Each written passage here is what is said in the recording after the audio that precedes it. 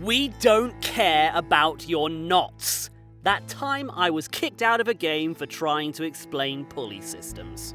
Recently, when going down a rabbit hole of knot tying and pulley systems, I found it so fascinating that with enough rope, tackle blocks, and some smarts, a person could theoretically lift anything that is not tied down. My character concept was fairly simple, a rogue swashbuckler who has a particular fixation with tying knots.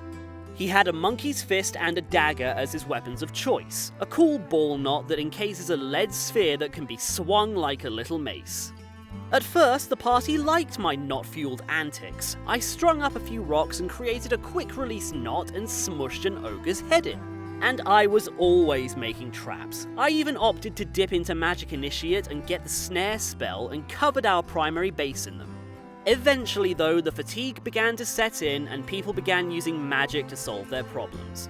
Which is fair, but like, knots! The straw that broke the camel's back was me and the DM having an unpleasant conversation about whether or not I would be allowed to stack blocks and tackles to lift a massive boulder blocking a room within a temple. In real life, it's definitely possible. There are historical accounts of the great Archimedes who lifted an entire boat with pulleys by his lonesome. It just took a very long time and needed a lot of rope.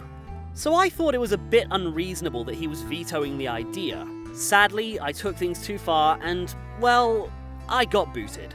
I was a jerk and the allure of knots caused me to tie my own noose that yanked me away from the group. If you see this, DM, I am sorry.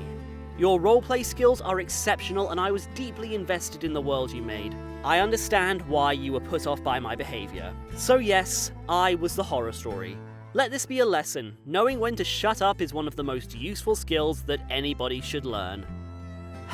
Such truer words were never spoken. Seriously, as fun as ropes and knots are, magic is a quick and easy fix that lets other players share the spotlight to your antics. Sometimes you just gotta follow the KISS method. Keep it simple, stupid. But the self-awareness in this post is definitely refreshing. Sometimes we can let our esoteric niche interests and hyperfixations dominate the conversation, which is an easy way for someone to unknowingly become a problem player in any setting, even with the best of intentions.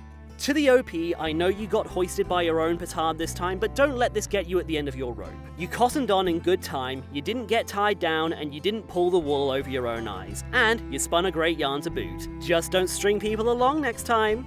But that's just my thoughts on this. What do you guys think? Let me know in the comments.